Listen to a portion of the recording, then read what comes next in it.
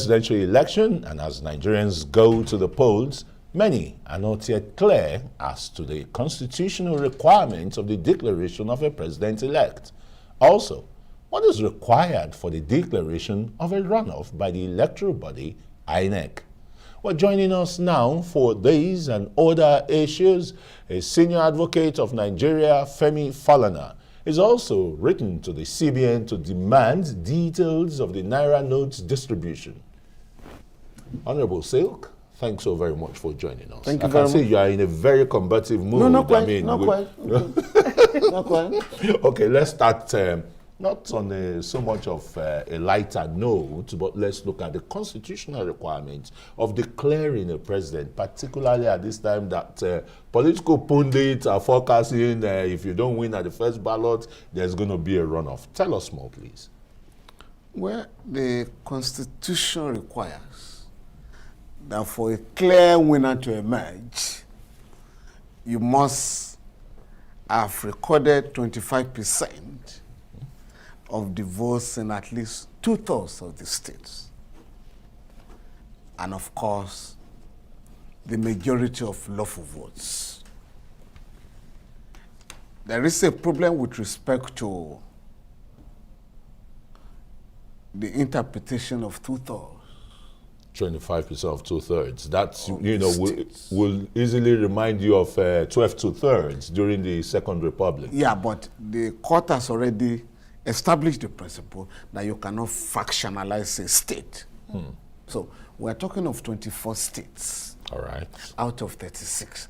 But there is also a new argument that both the Court of Appeal and the Supreme Court have held that the Federal Capital Territory is a 37th state in the country. Because Section 299 of the Constitution provides that Abuja shall be treated as a state, FCT shall be treated as a state. Yeah. So if that interpretation is accepted, then we should be talking of about 25 states. All right. I mean, Senior Advocate, there are divergent views on how region and religion will play critical roles in this election, considering those that have emerged frontrunners in the race. And so, like Christian said earlier, a lot of pundits have said it's not business as usual. The two major political parties are now given a run by some other political parties. So they foresee a runoff. They don't see a clear winner at the first ballot. Do you think so? And if you don't, what does the Constitution say about a runoff? For me, the members of the ruling class will have to be blamed for the crisis we are going through. Whereas up to the Second Republic, elections were anchored on programs. You either talk of the four, in the Second Republic, you either talk of the 4 cardinal programs of the UPN, the Greek Revolution of the MPN. Or the revolutionary program of the PRP. And of course, MPP was, had the same program, with MPN. Yeah. While GNPP too. So along the same line of MPP. But now, you can't draw a line of dichotomy between the APC and PDP and other. As a matter of fact, in the parliament now, it's the same position on all issues.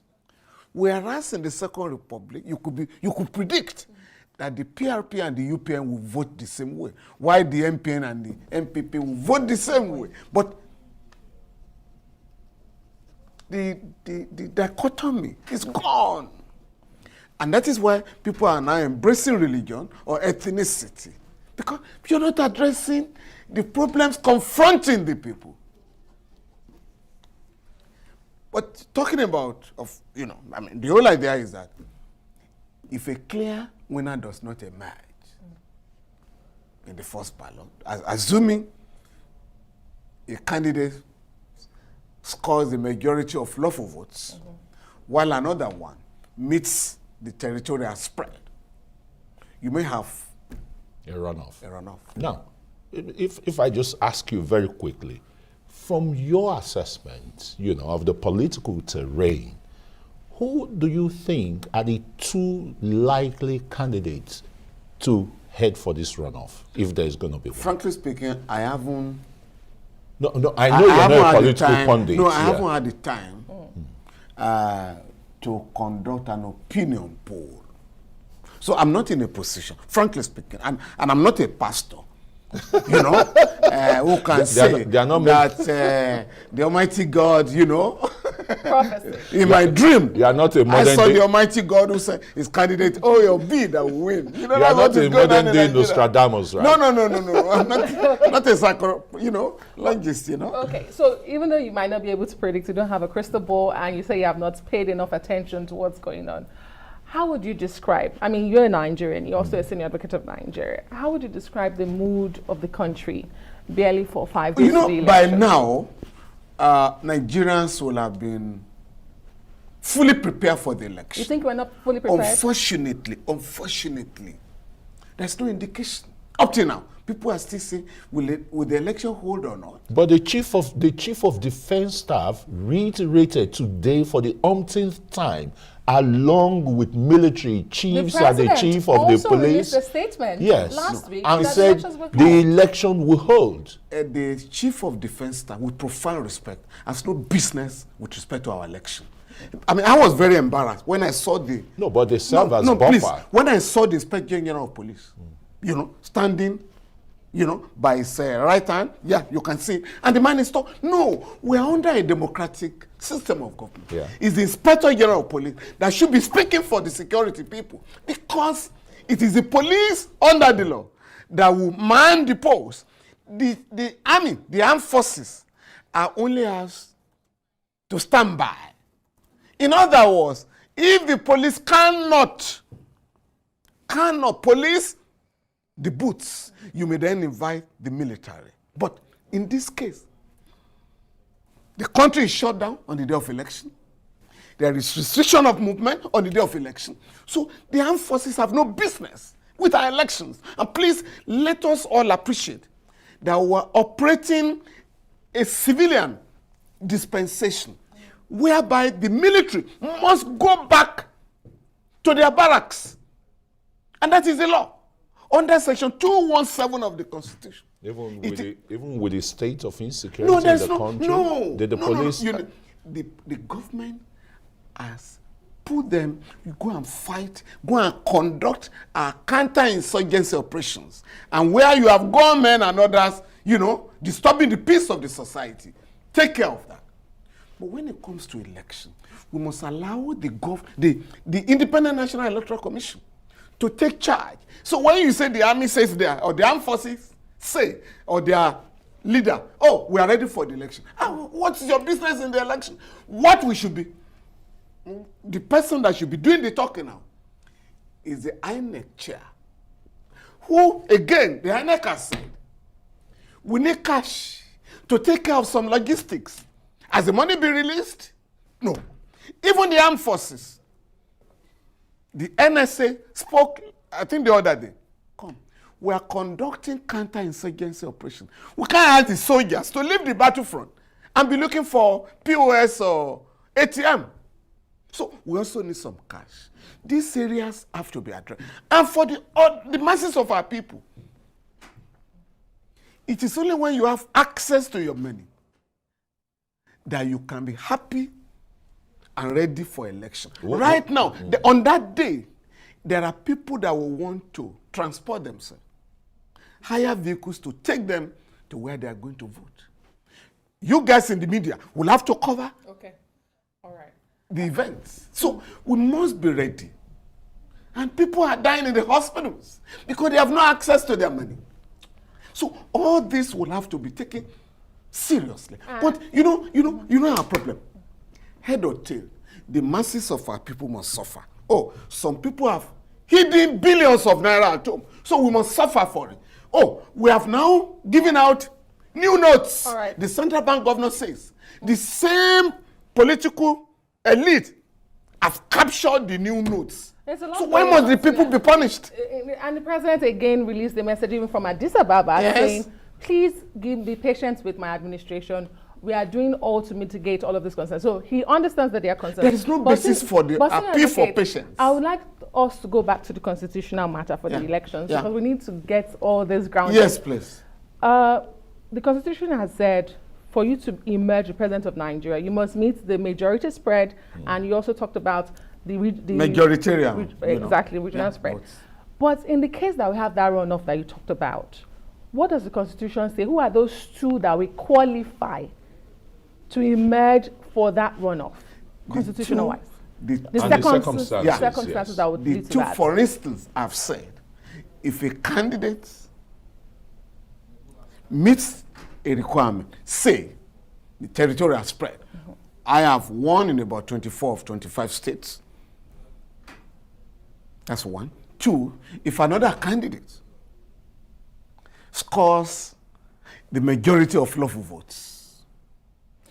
In other words, if no candidate satisfies both conditions. It has to be both conditions. Yes, both conditions. Because pundits say we do have, some people say we do have 3 front runners. Others will say we have 4.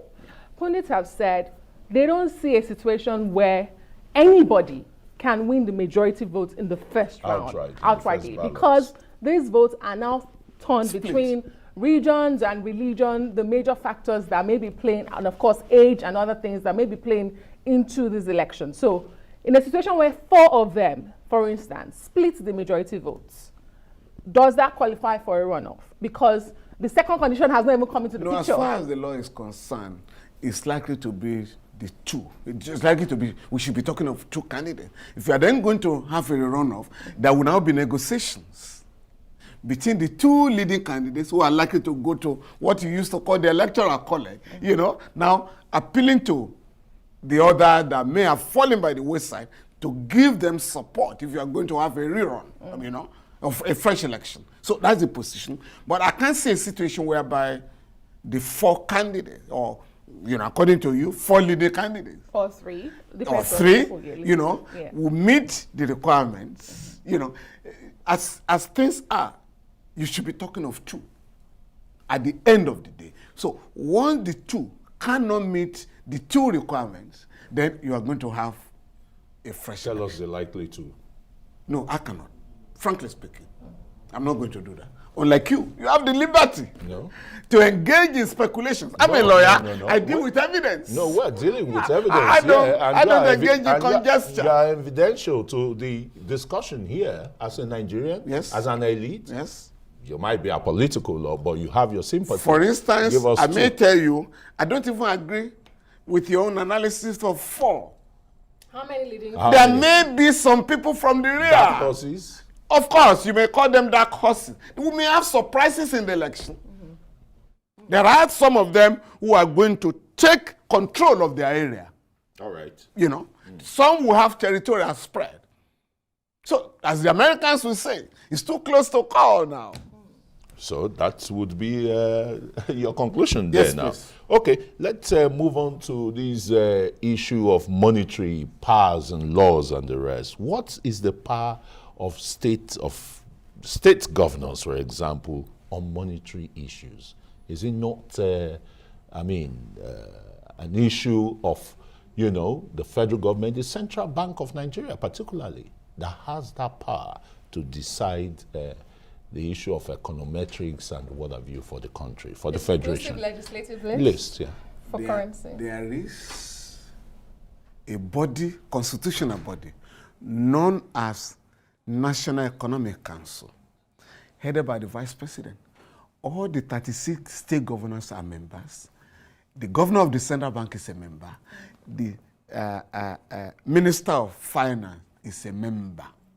That body is the only one recognized by the Constitution to advise the president on the economy. And the economy goes beyond, will cover the fiscal and monetary policies of the country. Secondly, the 36 state governors, the 36 state governments and the local governments are beneficiaries, of the fund of revenue in the federation account. So they have the right to say we are challenging a monetary policy that is not in the interest of our people. Whether you agree with them or not is another matter. And that is the position of the Supreme Court in the case of Attorney General of Lagos and Attorney General of the Federation, that under the rule of law, we must endeavor. You may not like the speed of the court. We must endeavor to challenge actions that we feel are unconstitutional or actions that are not in line with the provisions of the Constitution. And that is the only way. You can have a country run on the basis of the rule of law. If the governors had engaged in some extra constitutional affairs, then we can condemn them. But once a matter is before the court, particularly the Supreme Court, we must allow the court to determine the matter one way or the other. That's the way I look at things. So there's no doubt that the central bank is empowered to submit, to ask for the approval of the president to change the naira or the color of the naira, what they call redesign. Okay. But once that action has been taken and it's affecting the generality of the public, I don't even need to wait for a governor. I'm already taking steps on my own. So you can't say I have no local standard because the law, Freedom of Information Act, has empowered me to ask for information with respect to matters in the custody of the government. So that's why I've written to the governor of the central bank. Everybody is talking of, you have given new money to the banks. And the banks are saying, we do not have enough new money. People are queuing up, some of them are dying. We now say, please, Mr. Governor of the central bank, can we really know how much you disburse to each bank? And since returns are made to the central bank by the banks, we also want to know who collected more than 20,000 naira or 100,000 naira. So that, because the central bank is saying, the governor, Mr. Emefiele, that the politicians have mopped up the money. How much did you print? Because the last I heard of this whole matter was on the 22nd of December, when the deputy governor, one of the deputy governors of the central bank appeared before the House of Reps, I think Madam Aisha, and they asked her, how much have you printed? She said, I don't know. What are you talking about? He said, all I know is that we have placed orders for 500 million notes. What would that translate to? How much altogether?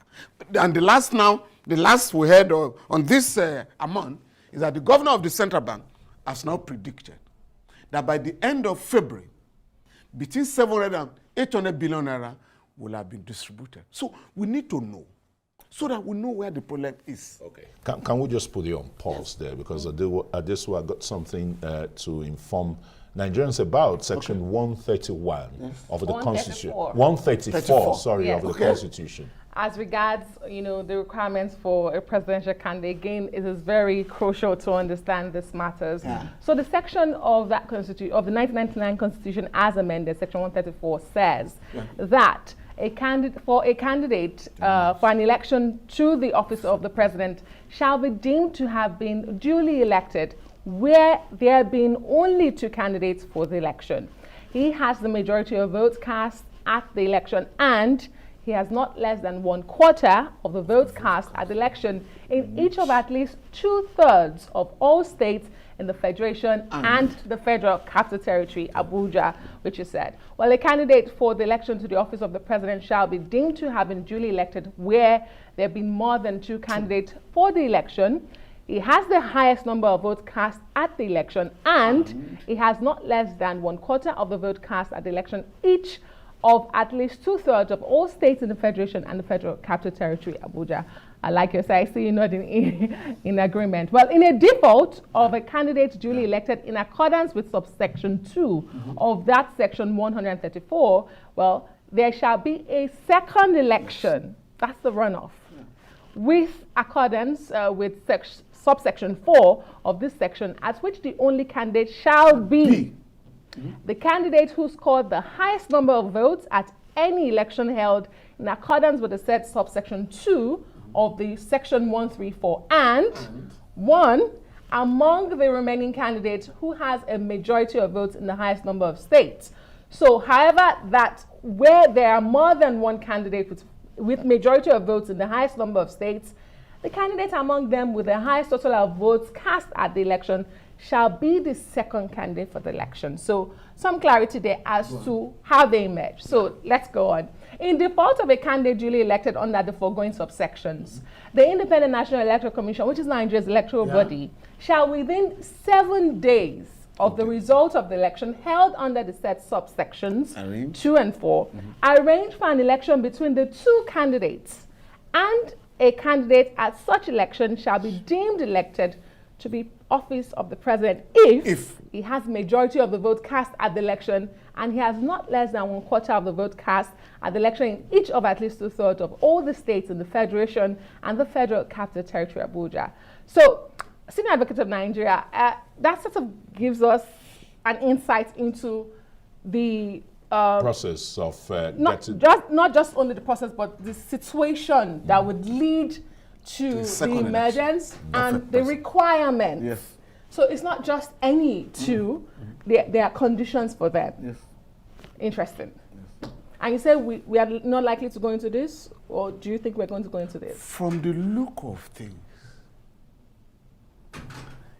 it may not be difficult for one or two candidates to meet the requirement of a territorial spread, that is 2/3 majority of the 36 states and the Federal Capital Territory, talking of 25 states. That's to elect, now, because we want our viewers to understand it. There's a lot to read there. The second condition is whoever has the majority of lawful votes, in the totality of the votes, whoever scores the highest will have been deemed to have been elected as the president. But if no candidates meet that requirement, or those two requirements, then you're going to have a second election. Again, in which the 2 or 3 or 4 that have met those requirements, but at that stage, 2 will be required to contest, having regards to the votes scored and the territorial spread. For instance, if somebody, let's say, meets the requirement of majority of lawful votes, another one 20 states instead of 25. Okay? If the person with 20 votes, right, does not score the majority of lawful votes, there's somebody that didn't meet the requirement of the territorial spread, but who has the majority of lawful votes. You have to conduct the election for the 2 of them. The implication is that others will have fallen by the wayside, because it's not likely, that you may have 4 or 5 people meeting those requirements at the same time. No, not likely. But what is important is that those who wrote those provisions wanted a situation where the president that will emerge would be, represent the country, as it were. We'll have this spread, so to say. Yeah. And there's a condition of 7 days. The electoral body has to do this within 7 days. Oh, yes. Oh, yes. Oh, yes. You think we're ready for a runoff? Should we go into INEC, I go by the commitment of INEC. INEC says we are fully prepared for this election. We only hope that all the necessary logistics will be provided by the government. The central bank in particular, which is now, giving us electoral guidelines. Usurping the functions of INEC. INEC is now begging the central bank, we want to meet your requirement. Can you give us some money? It's the other way around. INEC is the only body empowered to formulate electoral guidelines. But, these are interesting times. Very interesting times indeed. Senior Advocate of Nigeria, Femi Falana. Okay. And like you said, let's wait for the Supreme Court to decide, because we've been having a plethora, of issues on the CBN. The governors have even taken a position as if, the CBN Act, they can overrule it, but that is unconstitutional. No. So we'll wait. No. The central bank has its power. Yeah. According to you, the central bank is supposed to be independent, but Mr. Emefiele runs to the villa every day. So you wonder what's going on. Is it not supposed to be independent? You say it's supposed to be. Is it not independent? Once it's appointed by the president and the appointment is ratified by the Senate, it's required to run the central bank. Apart from where you are required to seek approval of the president, you can't turn the central bank into an extension of the villa. There are problems there. Well, there have been several meetings between the stakeholders, and there have been assurances and reassurances that there is money for these institutions to carry out the election, to prosecute the elections, to deliver credible elections to Nigeria. We also do know that some monies just 5 days away are going to be released just tomorrow. today. Yes, just today, INEC has confirmed and said, with all authority, that the CBN is releasing money. No, the CBN is releasing. When? Tomorrow. Okay, so tomorrow. let's wait till tomorrow. That's the latest but information. again, to the CBN, yes. All right. So there's sure wouldn't be but frankly speaking, you should please appeal to the president. Even if you don't want the old money, can the masses of our people have enough new notes to take care of their own affair, to send their children to school? You are sending a child to school in the morning. You have to give money for transport. Workers want to go to work. They have to pay cash. And there are other logistics that require payment of cash. There is no country in the world today, you know better than I do, that is cashless. None. Senior advocate, I don't know more than you do, but thank you so much. We do appreciate the time you spent with us on the news tonight. Thank you. Thank you very much. This